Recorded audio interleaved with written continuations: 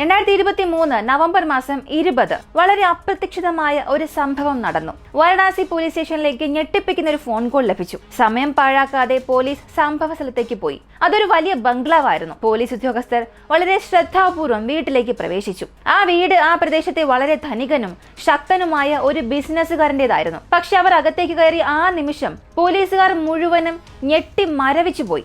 ആദ്യത്തെ കിടപ്പുമുറിയിൽ ഒരു മധ്യവയസ്കയായ സ്ത്രീ തറയിൽ കിടക്കുകയായിരുന്നു. അവരുടെ നെഞ്ചിലും തലയിലും വെടിയേറ്റിരുന്നു. അടുത്ത മുറിയിൽ മകളെയും മരിച്ച നിലയിൽ കണ്ടെത്തി. ഒരു തവണ നെഞ്ചിലും ഒരു തവണ തലയിലും വെടിയേറ്റിട്ടുണ്ട്. മറ്റൊരു മുറിയിൽ 2 ആൺകുട്ടികൾ മരിച്ചു കിടക്കുകയാണ്. ഒരാൾക്ക് 23 വയസ്സും മറ്റൊരാൾക്ക് 15 വയസ്സും മാത്രമേ ഉണ്ടായിരുന്നുള്ളൂ. 2 പേർക്കും തലയിലും നെഞ്ചിലും വെടിയേറ്റിട്ടുണ്ട്. ഓരോ മരണങ്ങളും ഒരേ രീതിയിൽ തന്നെയാണ് ചെയ്തത് എന്ന് തോന്നി. ആസൂത്രിതമായ ഒരു കൊലപാതകം പോലെ. എല്ലാവർക്കും ഒരു ചോദ്യമേ ഉണ്ടായിരുന്നുള്ളൂ: ഇതാരാണ് ചെയ്തത്? എന്തിനാണ് ഒരാൾ ഒരു കുടുംബത്തെ മുഴുവനും ഇത്ര ക്രൂരമായി കൊല്ലുന്നത്? ഈ ഒരു കഥ ഒരു ക്രൈം ത്രില്ലർ വെബ് സീരീസ് തിരക്കഥ പോലെ തോന്നാം.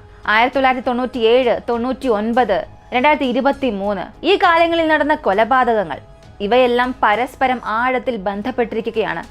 കേൾക്കുന്ന ആരെയും ഞെട്ടിപ്പിക്കുന്ന ഈ ഒരു കേസ് വാരണാസി ഗുപ്ത കുടുംബത്തിന്റെ കൂട്ടക്കൊലയാണ്.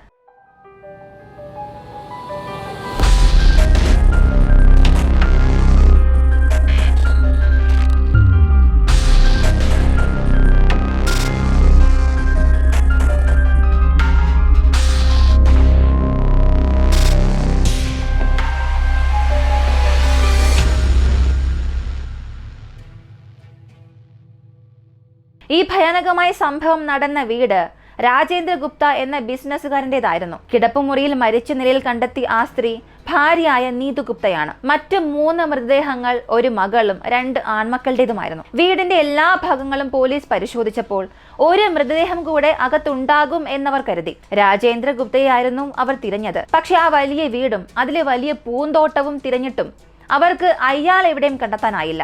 ആ സമയത്ത് കുറ്റകൃത്യം നടന്ന സ്ഥലം ശ്രദ്ധാപൂർവം പരിശോധിച്ചപ്പോൾ പോലീസുകാർ ഒരു കാര്യം വിശ്വസിക്കാൻ തുടങ്ങി: രാജേന്ദ്ര ഗുപ്ത തന്നെയായിരിക്കണം ഇതെല്ലാം ചെയ്തത്. ഉടൻ തന്നെ പോലീസ് അയൽക്കാരോട് സംസാരിക്കാൻ തുടങ്ങി. അപ്പോഴാണ് ഈ ഗുപ്ത കുടുംബത്തിന് വ്യത്യസ്ത സ്ഥലങ്ങളിലായി നിരവധി വലിയ വീടുകൾ ഉണ്ടെന്ന് മനസ്സിലാക്കിയത്. ചില അയൽക്കാർ നിശബ്ദമായി അവരുടെ ചിന്തകൾ പറയാനും തുടങ്ങി. രാജേന്ദ്ര ഗുപ്ത നല്ല മനുഷ്യനെ അല്ല എന്നാണ് അവർ പറഞ്ഞത്. അയാൾ മദ്യ കച്ചവടം ചെയ്യും. കൂടാതെ ഒരു കൺസ്ട്രക്ഷൻ കമ്പനി ഉണ്ടായിരുന്നു. ധാരാളം പണം ഉണ്ടായിരുന്നിട്ടും രാജേന്ദ്ര ഗുപ്ത ഭാര്യയോട് നന്നായി പെരുമാറിയിരുന്നില്ല. ഒരാളുടെ വീടിനുള്ളിൽ എന്താണ് സംഭവിക്കുന്നത് എന്ന് ആർക്കും ശരിക്കും അറിയില്ല. പക്ഷെ ചുറ്റുമുള്ള ആളുകൾക്ക് എന്തെങ്കിലുമൊക്കെ കാണാനും കേൾക്കാനും ഒക്കെ കഴിയും. രാജേന്ദ്ര പലപ്പോഴും ഭാര്യയോട് മാത്രമല്ല കുട്ടികളോടും ദേഷ്യപ്പെടാറുണ്ടായിരുന്നു. എല്ലാവരെയും നിയന്ത്രിക്കാൻ അയാൾ ഇഷ്ടപ്പെട്ടു. അയാൾ അങ്ങനെയുള്ള ഒരാളായിരുന്നു. പക്ഷെ പോലീസിന് മുന്നിലുള്ള ഒരു വലിയ ചോദ്യം രാജേന്ദ്ര ഗുപ്ത ഇപ്പോൾ എവിടെയാണ് എന്നാണ്. അയാൾ ഭാര്യയെയും കുട്ടികളെയും ശരിക്കും കൊന്നതാണെങ്കിൽ അയാൾ എവിടേക്കാണ് പോയത്? പിന്നീട് പോലീസ് അയാളുടെ ഫോൺ ലൊക്കേഷൻ പരിശോധിക്കാൻ തുടങ്ങി. ഫോൺ ഓഫ് ആയിരുന്നില്ല, അത് അപ്പോഴും പ്രവർത്തിക്കുന്നുണ്ടായിരുന്നു. അവരത് ട്രാക്ക് ചെയ്തപ്പോൾ ഫോൺ മിരൂറിനും റാംപൂറിനും ഇടയിലുള്ള ഒരു റോഡിൽ ഏകദേശം 20 കിലോമീറ്റർ അകലെയാണെന്ന് കണ്ടെത്തി. സിഗ്നൽ നീങ്ങുന്നില്ല, അപ്പോഴും അതവിടെ നിൽക്കുകയാണ്. പോലീസ് പെട്ടെന്ന് ആ സ്ഥലത്ത് പോയി. അവരോട് എത്തിയപ്പോൾ ഇതുവരെ പൂർത്തിയാകാത്ത ഒരു 10 നില കെട്ടിടമായിരുന്നു അത്. തോക്കുകളെല്ലാം തയ്യാറാക്കി വെച്ച പോലീസ് ശ്രദ്ധാപൂർവം അകത്തേക്ക് കടന്നു. താഴത്തെ നിലകളിൽ കെട്ടിട നിർമ്മാണത്തിനായുള്ള സിമന്റും മണൽ, കല്ല് എന്നിവയുടെ ഒരു വലിയ കൂമ്പാരം ഉണ്ടായിരുന്നു. ഇതിന് നടുവിൽ ഒരു കിടക്കയുണ്ടായിരുന്നു. അതിൽ ആരോ കിടക്കുന്നതായും തോന്നി. പക്ഷേ അയാൾക്ക് വസ്ത്രങ്ങളൊന്നും ഉണ്ടായിരുന്നില്ല. പോലീസ് അടുത്തേക്ക് നീങ്ങിയപ്പോൾ അത് ബിസിനസ്സുകാരനായ രാജേന്ദ്ര ഗുപ്തയാണെന്ന് അവർക്ക് മനസ്സിലായി. എന്നാൽ അയാൾ മരിച്ചു കിടക്കുകയായിരുന്നു. ഇതുവരെയും പോലീസ് കരുതിയിരുന്നത് രാജേന്ദ്ര ഗുപ്തയാണ് ഭാര്യയെയും 3 മക്കളെയും കൊലപ്പെടുത്തി ഓടി രക്ഷപ്പെട്ടത് എന്ന്. പക്ഷേ ഇപ്പോൾ അയാളുടെ ശരീരവും കണ്ടെത്തിയതിനു ശേഷം അവർക്ക് വീണ്ടും ചിന്തിക്കേണ്ടി വന്നു: ഇയാളെ ആരാണ് കൊന്നത്? വീട്ടിലെ 4 കുടുംബാംഗങ്ങളെയും ഒരേ രീതിയിൽ വെടിവെച്ചു. ഒരു വെടിയുണ്ട തലയിലും മറ്റൊന്ന് നെഞ്ചിലും. രാജേന്ദ്ര ഗുപ്തയുടെ ശരീരവും അത് തന്നെയാണ് കാണിച്ചത്. ഒരു വെടിയുണ്ട തലയിലും മറ്റൊന്ന് നെഞ്ചിലും. അങ്ങനെയാണെങ്കിൽ ഈ കുടുംബത്തിലെ 5 പേരെയും ഒരാൾ തന്നെയാണ് കൊന്നത്. കേസ് തുടർന്ന് അന്വേഷണം ആരംഭിച്ചു. കൂടുതൽ വിവരങ്ങൾ ലഭിക്കാനായി രാജേന്ദ്ര ഗുപ്തയുടെ അമ്മയോട് സംസാരിക്കാൻ പോലീസ് തീരുമാനിച്ചു. ഈ അമ്മ ഇവരോടൊപ്പം അല്ല താമസിച്ചിരുന്നത്, മറ്റൊരു വീട്ടിലാണ്. പോലീസ് അവരെ കാണാൻ ചെന്നപ്പോൾ ഇവയ്ക്കെല്ലാം പിന്നിൽ വലുതും ഗുരുതരമായ എന്തോ ഒന്ന് സംഭവിക്കുന്നുവെന്ന് പോലീസിന് തന്നെ തോന്നി തുടങ്ങി. ആദ്യം രാജേന്ദ്ര ഗുപ്തയുടെ അമ്മ ഒന്നും സംസാരിക്കാൻ തയ്യാറായില്ല, കരയുന്നുണ്ടായിരുന്നു. പക്ഷെ അവരുടെ സംസാര രീതി, ശരീരഭാഷ, പെരുമാറിയ രീതി, ഇവയിലെല്ലാം എന്തോ ഒരു കുഴപ്പമുണ്ടെന്ന് പോലീസിന് തോന്നി. ഉദ്യോഗസ്ഥർ വളരെ സൗമ്യമായി തന്നെ ചോദിച്ചു, നിങ്ങൾക്ക് എന്തെങ്കിലും അറിയാമോ? രാജേന്ദ്രയ്ക്ക് ശത്രുക്കൾ ആരെങ്കിലും ഉണ്ടോ എന്ന്. അപ്പോഴെയാണ് രാജേന്ദ്ര ഗുപ്തയുടെ അമ്മ തലപൊക്കി പറഞ്ഞത്, കൊലയാളി ആരാണെന്ന് എനിക്കറിയാം. അടുത്തവർ എന്ത് പറഞ്ഞു എന്നറിയുന്നതിന് മുൻപ് നമുക്ക് 1997 പോകണം. 28 വർഷം പിന്നിലേക്ക് പോകണം. 1997 ലക്ഷ്മി നാരായണൻ എന്ന വ്യക്തി, അദ്ദേഹം രാജേന്ദ്ര ഗുപ്തയുടെ അച്ഛനായിരുന്നു. മകനെ പോലെ തന്നെ ലക്ഷ്മി നാരായണനും മദ്യവ്യാപാരിയായിരുന്നു. വാസ്തവത്തിൽ അദ്ദേഹത്തിന്റെ മദ്യവ്യാപാരം ഉത്തർപ്രദേശിൽ ഉടനീളം വ്യാപിച്ചു കിടന്നു. ഇതോടൊപ്പം അദ്ദേഹത്തിന് ഒരു കൺസ്ട്രക്ഷൻ കമ്പനി ഉണ്ടായിരുന്നു. അത് ഒരു കുടുംബ ബിസിനസ് ആണെന്ന് പറയാം. ലക്ഷ്മി നാരായണന് 2 ആൺമക്കൾ ഉണ്ടായിരുന്നു. ഒരാൾ രാജേന്ദ്ര ഗുപ്തയും മറ്റൊരാൾ കൃഷ്ണഗുപ്തയുമായിരുന്നു. രാജേന്ദ്ര അപ്പോഴും വലിയ ക്ഷിപ്രകോപിയായ വ്യക്തിയായിരുന്നു.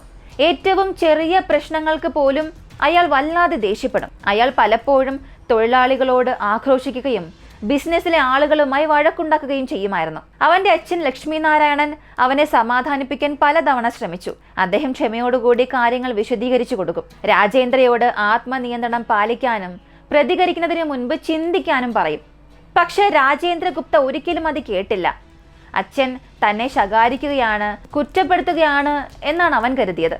സത്യത്തിൽ അവന്റെ അച്ഛൻ അവനെ വളരാനും മികച്ചവനാകാനും സഹായിക്കുകയായിരുന്നു. നേരെ മറിച്ച് അവന്റെ ഇളയ സഹോദരൻ കൃഷ്ണഗുപ്ത, അവൻ തികച്ചും വ്യത്യസ്തനായിരുന്നു. ശാന്തനും മാന്യനും നല്ല സ്വഭാവത്തിന് ഉടമയായിരുന്നു. പ്രശ്നങ്ങൾ സമാധാനപരമായി കൈകാര്യം ചെയ്യുന്നതിലായിരുന്നു അയാൾ വിശ്വസിച്ചിരുന്നത്. ആളുകളോട് ബഹുമാനത്തോടുകൂടി പെരുമാറി. തൊഴിലാളികളായാലും ഇടപാടുകാരായാലും കുടുംബാംഗങ്ങളായാലും എല്ലാവരുമായും നല്ലൊരു ബന്ധം പുലർത്താൻ എപ്പോഴും ശ്രമിച്ചു. ഇതുമൂലം കൃഷ്ണന്റെ മേൽനോട്ടത്തിലുള്ള ജോലി പലപ്പോഴും സുഗമമായി നടന്നു. കാലം കടന്നുപോയപ്പോൾ ഈ കുടുംബ ബിസിനസ് കൈകാര്യം ചെയ്യാൻ രാജേന്ദ്ര ശരിയായ വ്യക്തി അല്ല എന്ന് ലക്ഷ്മി നാരായണന് തോന്നി തുടങ്ങി. അവന്റെ ദേഷ്യവും പരുഷമായ പെരുമാറ്റവും ബിസിനസിനെ ദോഷകരമായി തന്നെ ബാധിച്ചിരുന്നു. പതുക്കെ പതുക്കെ ലക്ഷ്മി നാരായണൻ കൂടുതൽ പ്രധാനപ്പെട്ട ജോലികൾ കൃഷ്ണന് നൽകാൻ തുടങ്ങി. ബിസിനസ് മുന്നോട്ട് കൊണ്ടുപോകുവാനും സ്ഥിരത നിലനിർത്താനും അയാൾ കൃഷ്ണനെ വിശ്വസിച്ചു. വളരെ പെട്ടെന്ന് തന്നെ രാജേന്ദ്രൻ ഈ മാറ്റം മനസ്സിലായി. അവനിതൊട്ടും ഇഷ്ടപ്പെട്ടില്ല. അയാൾ അവഗണിക്കപ്പെട്ടതായും അപമാനിക്കപ്പെട്ടതായും തോന്നി. ഇത് വീട്ടിൽ പ്രശ്നങ്ങൾക്ക് കാരണമായി. അവൻ അച്ഛനുമായി മാത്രമല്ല കൃഷ്ണനുമായും പലപ്പോഴും വഴക്കിടാൻ തുടങ്ങി. സമാധാനപരമായ കുടുംബ അന്തരീക്ഷം തകരാൻ തുടങ്ങി. ഉള്ളിലെ എല്ലാ സമ്മർദ്ദവും കോപവും കാരണം ഭാര്യയുമായുള്ള ബന്ധം പോലും ദുർബലമാകാൻ തുടങ്ങി. ഈ പിരിമുറുക്കത്തിനും വഴക്കിനും ഇടയിൽ ഒരു ദിവസം ലക്ഷ്മി നാരായണൻ അപ്രതീക്ഷിതമായ ഒരു വാർത്ത ലഭിച്ചു. മൂത്ത മകൻ രാജേന്ദ്രയ്ക്കും ഭാര്യയ്ക്കും ഒരു കുഞ്ഞു ജനിക്കാൻ പോവുകയാണ്. അതായത് രാജേന്ദ്ര ഗുപ്തയുടെ ഭാര്യ ഗർഭിണിയായിരുന്നു. കുറച്ചു നേരത്തേക്ക് ലക്ഷ്മി നാരായണൻ എല്ലാ പ്രശ്നങ്ങളും മറന്നു. താനൊരു മുത്തച്ഛനാകുന്നു എന്ന ചിന്ത അദ്ദേഹത്തിന് വലിയ സന്തോഷം നൽകി. കുടുംബത്തിൽ ഒരു പുതിയ ജീവന്റെ വരവിനായി അവർ ആകാംക്ഷയോടുകൂടി കാത്തിരുന്നു. അത് അയാൾക്ക് ഒരുപാട് പ്രതീക്ഷ നൽകി. പക്ഷെ ആ സന്തോഷം അധികനാൾ നീണ്ടു നിന്നില്ല. ഏതാനും മാസങ്ങൾക്ക് ശേഷം ഹൃദയഭേദകമായ ഒരു വാർത്ത ലഭിച്ചു. രാജേന്ദ്രയുടെ ഭാര്യ, അതായത് മൂത്ത മരുമകൾ പെട്ടെന്ന് മരിച്ചു. അവൾ മരിച്ച രീതിയും വിചിത്രമായിരുന്നു. അതൊരു സ്വാഭാവിക മരണമായിരുന്നില്ല. പോലീസ് എത്തി അന്വേഷണം ആരംഭിച്ചു. എന്നാൽ വളരെ കുറഞ്ഞ സമയത്തിനുള്ളിൽ തന്നെ കേസ് അവസാനിപ്പിച്ചു. ഉത്തരങ്ങളൊന്നും നൽകിയില്ല. ആരെയും അറസ്റ്റും ചെയ്തില്ല. ഒന്നും സംഭവിച്ചിട്ടില്ലാത്തതുപോലെ എല്ലാം പെട്ടെന്ന് കുഴിച്ചു മുടപ്പെട്ടു. ലക്ഷ്മി നാരായണൻ ഇതെല്ലാം സൂക്ഷ്മമായി നിരീക്ഷിച്ചു. ഒരു വാക്ക് പോലും ആരോടും പറഞ്ഞില്ല. പക്ഷെ ഉള്ളിൽ അദ്ദേഹത്തിന് സത്യം അറിയാമായിരുന്നു. തന്റെ മരുമകളുടെ മരണത്തിന് ഉത്തരവാദി ആരാണെന്ന് അയാൾക്ക് ഉറപ്പുണ്ടായിരുന്നു. അദ്ദേഹത്തിന്റെ സ്വന്തം മകൻ രാജേന്ദ്ര ഗുപ്തയായിരുന്നു അത്. പക്ഷേ അതിന് തെളിവുകളൊന്നും ഇല്ലായിരുന്നു. മനസ്സിൽ സംശയം മാത്രം അവശേഷിച്ചു. ആ നിമിഷമായിരുന്നു ലക്ഷ്മി നാരായണൻ ശക്തമായ ഒരു അന്തിമ തീരുമാനം എടുത്തത്. ഈ ബിസിനസ് ഞാൻ രാജേന്ദ്രയ്ക്ക് നൽകിയാൽ ഞാൻ നിർമ്മിച്ചതെല്ലാം അവൻ നശിപ്പിക്കും.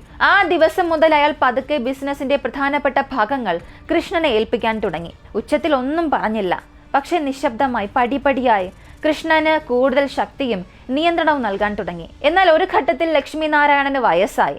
ശരീരം ദുർബലമായി കൊണ്ടിരുന്നു. അദ്ദേഹത്തിന്റെ മനസ്സിൽ തന്റെ സമയം അടുത്തു എന്ന് തോന്നി തുടങ്ങി. പക്ഷെ രാജേന്ദ്ര ഗുപ്ത അടുത്തതായി ചെയ്തൊരു കാര്യം, ഇത് ലക്ഷ്മി നാരായണന് ഒരിക്കൽ പോലും സങ്കല്പിക്കാൻ കഴിയാത്തൊരു കാര്യമായിരുന്നു. കുടുംബത്തെ ശിഥിലമാക്കുന്ന വിധത്തിൽ ഞെട്ടിപ്പിക്കുന്നതും ഭയങ്കരവുമായ ഒരു കാര്യമായിരുന്നു അവൻ ചെയ്തത്. 1997 നവംബർ മാസം 5 അതൊരു ചൊവ്വാഴ്ചയായിരുന്നു. ആ ദിവസം രാജേന്ദ്ര ഗുപ്ത തന്റെ സഹോദരൻ കൃഷ്ണന്റെ വീട്ടിലേക്ക് വന്നു. അപ്പോഴേക്കും കൃഷ്ണന് 2 കുട്ടികളുണ്ടായിരുന്നു. ഭാര്യയോടൊപ്പം ശാന്തമായ ഒരു ജീവിതം നയിക്കുകയായിരുന്നു. തന്റെ മൂത്ത സഹോദരൻ പെട്ടെന്ന് വരുന്നത് കണ്ടപ്പോൾ കൃഷ്ണൻ അത്ഭുതപ്പെട്ടു. കാരണം രാജേന്ദ്ര ഒരു കാരണവും ഇല്ലാതെ ഒരിക്കലും അങ്ങനെ വരാറില്ല. കുടുംബപരമായ കാര്യങ്ങളോ ബിസിനസ് കാര്യങ്ങളോ ആയിരിക്കാമെന്നാണ് കരുതിയത്. പക്ഷേ രാജേന്ദ്ര വന്നത് വളരെ ഇരുണ്ട ഒരു പദ്ധതിയുമായിട്ടാണ്. സത്യത്തിൽ അവൻ അവരെ കൊല്ലാൻ വന്നതായിരുന്നു. അകത്ത് കയറി രാജേന്ദ്ര ഒന്നും പറയാതെ ഒരു തോക്കെടുത്ത് 2 തവണ വെടിവെച്ചു. ആദ്യത്തെ വെടിയുണ്ട കൃഷ്ണന്റെ തലയിലാണ് പതിച്ചത്. രണ്ടാമത്തെ വെടിയുണ്ട ഭാര്യയുടെ തലയിലും. പിന്നെ അയാൾ വീണ്ടും വെടിയുതിർത്തു. ഈ സമയം ഒരു വെടിയുണ്ട കൃഷ്ണന്റെ നെഞ്ചിലേക്കാണ് തുളച്ചു കയറിയത്. അവസാന വെടി ഭാര്യയുടെ നെഞ്ചിലേക്ക് തുളച്ചു. 2 പേരും നിലത്ത് വീണു. അവിടെ തന്നെ മരിച്ചു. പോലീസ് വീട്ടിലെത്തിയപ്പോൾ എല്ലാം ലളിതമായി തോന്നി. അതൊരു എളുപ്പമുള്ള കേസ് പോലെ തോന്നി. കാരണം അതൊരു കൊലപാതകമാണ്. ഇനി കൊലപാതകയെ കണ്ടെത്തിയാൽ മതി. ലക്ഷ്മി നാരായണന്റെ സമ്മർദ്ദം മൂലം പോലീസ് വളരെ ഗൗരവമായി തന്നെ അന്വേഷിക്കാനും തുടങ്ങി. ആ സമയത്ത് അദ്ദേഹത്തിന് കഠിനമായൊരു ചുവടുവയ്പ് നടത്തേണ്ടി വന്നു. സ്വന്തം മകൻ രാജേന്ദ്ര ഗുപ്തയ്ക്കെതിരെ നടപടിയെടുക്കണം എന്ന് അദ്ദേഹം കേസ് ഫയൽ ചെയ്തു. കേസ് കോടതിയിൽ പോയി. പക്ഷേ പെട്ടെന്നൊരു തീരുമാനം അത് സാധ്യമല്ലായിരുന്നു. അടുത്ത 2 വർഷം രാജേന്ദ്ര ജയിലിൽ കിടന്നു. പതിയെ പതിയെ അവന്റെ ദേഷ്യം കൂടി വന്നു. പിന്നീട് 1999 എല്ലാവരെയും അത്ഭുതപ്പെടുത്തിക്കൊണ്ട് രാജേന്ദ്രയ്ക്ക് ജാമ്യം ലഭിച്ചു. അയാൾ ജയിൽ മോചിതനായി. താമസിയാതെ അയാൾ നീതു സിംഗിനെ വിവാഹം കഴിച്ചു. ആദ്യ ഭാര്യ മരിക്കുന്നതിന് മുൻപ് തന്നെ രാജേന്ദ്രയ്ക്കും നീതുവിനും ഇടയിൽ ഒരു ബന്ധമുണ്ടായിരുന്നു എന്നൊക്കെ പലരും വിശ്വസിച്ചിരുന്നു. ആദ്യ ഭാര്യയുടെ മരണത്തിന് കാരണം ഇവ 2 പേരാണെന്നും ചിലർ പറയുന്നുണ്ട്. പക്ഷെ അതിന് തെളിവുകളൊന്നും ഉണ്ടായിരുന്നില്ല. പിന്നെ രാജേന്ദ്രയും നീതുവും വിവാഹിതരായി. അതിനുശേഷം എല്ലാം തന്റെ ഇഷ്ടത്തിന് നടക്കുമെന്ന് രാജേന്ദ്ര കരുതി. അയാൾ തന്റെ സഹോദരനെയും സഹോദരന്റെ ഭാര്യയെയും ഇതിനകം നീക്കം ചെയ്തിരുന്നു. ഇപ്പോൾ കുടുംബ ബിസിനസ് മുഴുവനും തന്റേതാണെന്ന് അയാൾ വിശ്വസിച്ചു. പിന്നീട് അയാൾ ഒരിക്കലും സങ്കല്പിച്ചിട്ടില്ലാത്ത ഒരു കാര്യം സംഭവിച്ചു. അവന്റെ അച്ഛൻ ലക്ഷ്മി നാരായണൻ അവനെ ഞെട്ടിപ്പിക്കുന്ന മറ്റൊരു കാര്യം ചെയ്തു. രാജേന്ദ്രന്റെ ഇളയ സഹോദരനായ കൃഷ്ണന് ജിഗ്നു, വിക്കി എന്ന 2 ആൺമക്കളുണ്ടായിരുന്നു. കൃഷ്ണന്റെ മരണശേഷം ലക്ഷ്മി നാരായണൻ ഈ 2 ആൺമക്കളെയും ദിവസവും തന്നോടൊപ്പം കൊണ്ടുപോകാൻ തുടങ്ങി. കുടുംബ ബിസിനസിനെ കുറിച്ച് എല്ലാം അവരെ പഠിപ്പിക്കാൻ ആഗ്രഹിച്ചു. എന്തൊക്കെ ജോലികളാണ് ചെയ്യേണ്ടത്, കാര്യങ്ങൾ എങ്ങനെ കൈകാര്യം ചെയ്യണം, എങ്ങനെ തീരുമാനങ്ങൾ എടുക്കണം, എല്ലാം അവരെ പഠിപ്പിച്ചു. എന്നാൽ ഉള്ളിന്റെ ഉള്ളിൽ ലക്ഷ്മി നാരായണൻ ഒരു വിചിത്രമായ തോന്നൽ അനുഭവപ്പെട്ടു. തന്റെ ജീവൻ അപകടത്തിലാണെന്ന് അയാൾക്ക് തോന്നി. അതുകൊണ്ട് സുരക്ഷയ്ക്ക് വേണ്ടി എപ്പോഴും തന്നോടൊപ്പം താമസിക്കാനായി ഒരു സെക്യൂരിറ്റി ഗാർഡിനെ അയാൾ നിയമിച്ചു. പക്ഷേ സംരക്ഷണം ഉണ്ടായിരുന്നിട്ടും അപകടം അയാൾ വിചാരിച്ചതിലും വളരെ വേഗത്തിൽ തന്നെ അടുത്തെത്തി. 1999 ഒരു ദിവസം രാത്രിയിൽ ലക്ഷ്മി നാരായണൻ തന്റെ ഓഫീസിൽ നിന്നും ഇറങ്ങുമ്പോൾ ഞെട്ടിപ്പിക്കുന്ന ഒരു കാര്യം സംഭവിച്ചു. അന്യരായ 2 പേർ വാഹനത്തിൽ നിന്നും ചാടി ഇറങ്ങി അദ്ദേഹത്തിന്റെ ഗാർഡിനെ വെടിവെച്ചു. അവർ വീണ്ടും ഒരുപാട് തവണ വെടിയുതിർത്തു. ലക്ഷ്മി നാരായണനും ഗാർഡും സംഭവ സ്ഥലത്ത് തന്നെ കൊല്ലപ്പെട്ടു. അക്രമികൾ ഉടൻ തന്നെ രക്ഷപ്പെടുകയും ചെയ്തു. പോലീസ് കുറ്റകൃത്യം നടന്ന സ്ഥലത്തെത്തി പൂർണ്ണ അന്വേഷണം ആരംഭിച്ചു. തുടക്കം മുതൽ തന്നെ എല്ലാവരും ഒരു കാര്യം വ്യക്തമായി വിശ്വസിച്ചിരുന്നു. ഇതിന് പിന്നിൽ രാജേന്ദ്ര ഗുപ്ത തന്നെയാണെന്ന്. ഈ മാരകമായി ജോലി ചെയ്യാൻ അയാൾ ആർക്കോ പണം നൽകിയിട്ടുണ്ട് എന്ന് ആളുകൾക്ക് ഉറപ്പുണ്ടായിരുന്നു. അയാൾക്ക് ശക്തമായ ഒരു ലക്ഷ്യമുണ്ടായിരുന്നു. ആവശ്യത്തിന് പണവും ഉണ്ടായിരുന്നു. എന്തായാലും അവന്റെ അച്ഛനും സഹോദരനും ഇപ്പോൾ പോയി. കുടുംബ ബിസിനസ്സും സ്വത്തും എല്ലാം അവന്റെ നിയന്ത്രണത്തിലായി. അതുകൊണ്ട് തന്നെ സത്യം ഒരിക്കലും പുറത്തു വന്നതും ഇല്ല. കാരണം രാജേന്ദ്ര വളരെ ശക്തനായി മാറിയിരുന്നു. അവന് സമ്പത്തും സ്വാധീനവും ഉണ്ടായിരുന്നു. അവനെ ചോദ്യം ചെയ്യാൻ ആരും അവശേഷിച്ചിരുന്നില്ല. പതുക്കെ എല്ലാ സംശയങ്ങളും മാറി. പോലീസ് പോലും പൂർണ്ണമായും നിശബ്ദരായി. അതിനുശേഷം രാജേന്ദ്ര ഗുപ്ത അതേ പ്രദേശത്ത് വളരെ ഫ്രീ ആയി തന്നെ താമസിച്ചു. അവന്റെ ബിസിനസ്സും കൂടുതൽ വളർന്നു. അവൻ കൂടുതൽ സമ്പന്നനായി. ഈ സമയത്ത് അവന് 3 മക്കളും ജനിച്ചു. 2 ആൺമക്കളും 1 മകളും. പുറമേ നോക്കുമ്പോൾ രാജേന്ദ്ര ഗുപ്തയുടെ ജീവിതം മെച്ചപ്പെട്ടതായി തോന്നി. സന്തോഷകരമായ ദിവസങ്ങൾ ആരംഭിച്ചതായി തോന്നി. കൊലപാതകങ്ങൾക്ക് ശേഷം ഈ കുടുംബത്തിന്റെ മുഴുവൻ ഉത്തരവാദിത്വവും രാജേന്ദ്ര ഗുപ്തയുടെ ചുമലിലായി. സംഭവിച്ചതെല്ലാം കഴിഞ്ഞപ്പോൾ അവന്റെ അമ്മ അവനെ കാര്യം പറഞ്ഞ് മനസ്സിലാക്കിപ്പിക്കാൻ ശ്രമിച്ചു. ചെയ്തതെല്ലാം കഴിഞ്ഞു. ഇനി നീ നിന്റെ സഹോദരന്റെ 3 കുട്ടികളെയും പരിപാലിക്കണം. യഥാർത്ഥത്തിൽ രാജേന്ദ്രയുടെ സഹോദരനായ കൃഷ്ണന് 2 ആൺമക്കളോടൊപ്പം 1 മകളും ഉണ്ടായിരുന്നു. ഇപ്പൊ അമ്മയുടെ വാക്കുകൾ കേട്ട് അതിശയകരമെന്ന് പറയട്ടെ, രാജേന്ദ്ര അതിന് സമ്മതിച്ചു. അവൻ തിരികെ വാദിച്ചില്ല. പകരം ഈ സഹോദരന്റെ 2 ആൺമക്കളായ ജുഗ്നു, വിക്കി, മകൾ ഡോളി ഇവരെ നോക്കാമെന്ന് സമ്മതിച്ചു. ഈ 3 മക്കളും പതിയെ വളർന്നു വന്നു.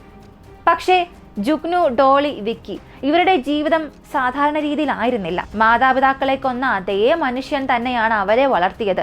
ഉള്ളിന്റെ ഉള്ളിൽ ഒരിക്കലും മാഞ്ഞു പോകാത്ത വേദനയും ദേഷ്യവും അവർ വഹിച്ചിരുന്നു. രാജേന്ദ്ര ഗുപ്തയുടെ സ്വന്തം മക്കളേക്കാൾ 10 മടങ്ങ് മോശമായാണ് തങ്ങളോട് പെരുമാറുന്നത് എന്ന് വിക്കിയും ജുഗ്നുവും പതിയെ മനസ്സിലാക്കാൻ തുടങ്ങി. വീട്ടിൽ അവരെ ഏതാണ്ട് വേലക്കാരെ പോലെയാണ് പരിഗണിച്ചിരുന്നത്.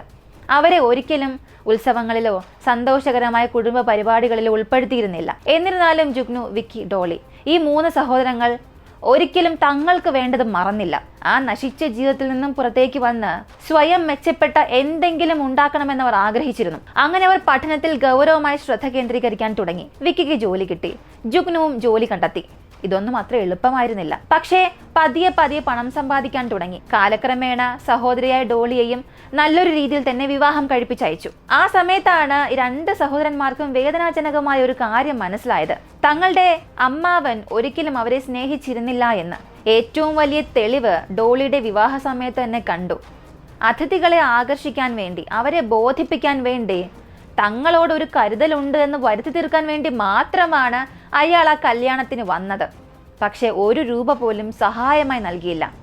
വാസ്തവത്തിൽ വിവാഹ സമയത്ത് അയാൾ നിരവധി പ്രശ്നങ്ങളും സൃഷ്ടിച്ചിരുന്നു. പിന്നെ വർഷങ്ങളായി ഇങ്ങനെ അടിഞ്ഞുകൂടിയ വേദനയും ദേഷ്യവും സമ്മർദ്ദവും എല്ലാം അമിതമായി മാറാൻ തുടങ്ങി. പ്രത്യേകിച്ച് വിക്കിയും ജുഗ്നുവും ഡൽഹിയിലാണ് ജോലി ചെയ്തിരുന്നത്. അവർക്ക് സ്ഥിരമായ ജോലി ഉണ്ടായിരുന്നു. നല്ല വരുമാനം നേടുകയും ചെയ്തു. 2021 ഒക്ടോബർ മാസം 10 ഇവർ നാട്ടിലേക്ക് വന്നു. രണ്ട് സഹോദരന്മാരും ഉത്തർപ്രദേശിലെ വാരണാസിയിലുള്ള അവരുടെ പൂർവിക ഗ്രാമത്തിലേക്ക് പോയി. എന്നിട്ട് രാജേന്ദ്ര ഗുപ്തയുടെ വീട്ടിലേക്ക് ചെന്ന് കുടുംബ സ്വത്തിൽ നിന്നും തങ്ങളുടെ പങ്കു ചോദിച്ചു. പക്ഷേ സംസാരിക്കുന്നതിന് പകരം രാജേന്ദ്ര ഗുപ്ത അവരോട് ദേഷ്യപ്പെടുകയും മറ്റുള്ളവരുടെ മുൻപിൽ വെച്ച് അവരെ അസഭ്യം പറയുകയും വീട്ടിൽ നിന്നും പുറത്തേക്ക് തള്ളിയിടുകയും ചെയ്തു. ജുഗ്നുവും വിക്കിയും അവരുടെ അമ്മാവനായ രാജേന്ദ്രയോട് ഇതിനകം തന്നെ കടുത്ത വെറുപ്പുണ്ടായിരുന്നു. പക്ഷെ ഈ ഒരു സംഭവം ആ വെറുപ്പിനെ കൂടുതൽ ശക്തമാക്കി. അപ്പോഴാണ് അവർ മനസ്സിൽ ഉറപ്പിച്ചത്, രാജേന്ദ്രഗുപ്തയെ കൊല്ലണം. എന്താണ് സംഭവിച്ചത് എന്ന് വിക്കി മുത്തശ്ശിയോട് പറഞ്ഞു. പക്ഷെ മുത്തശ്ശി പറഞ്ഞത്, 27 വർഷം കഴിഞ്ഞില്ലേ, പഴയ കാര്യങ്ങളൊക്കെ ഇപ്പോൾ പറയുന്നതിൽ യാതൊരു അർത്ഥവുമില്ല. സ്വത്തിനെ കുറിച്ച് ഞാൻ അവനോട് സംസാരിക്കാം. പക്ഷെ അപ്പോഴേക്കും വിക്കി താൻ എന്താണ് ചെയ്യാൻ പോകുന്നതെന്ന് തീരുമാനിച്ചിരുന്നു. നവംബർ മാസം 4 അവൻ തന്റെ സഹോദരനോടൊപ്പം വീട് വിട്ടിറങ്ങി. വഴിയിൽ വെച്ച് അവൻ ജുഗ്നുവിനോട് പറഞ്ഞു, നീ ഡൽഹിയിലേക്ക് പോ. കുറച്ച് ദിവസങ്ങൾക്ക് ശേഷം ഞാൻ അവിടെ വരാം.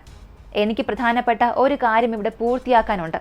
അങ്ങനെ ജുഗ്നുവും ഡൽഹിയിലേക്ക് പോയി. പക്ഷേ വിക്കിയുടെ പദ്ധതിയെക്കുറിച്ച് അവൻ അറിയാമായിരുന്നിരിക്കണം എന്നാണ് പിന്നീട് ഈ അന്വേഷണത്തിലൊക്കെ പുറത്തു വന്നൊരു സത്യം. പക്ഷെ അത് സത്യമാണോ എന്നും അറിയില്ല.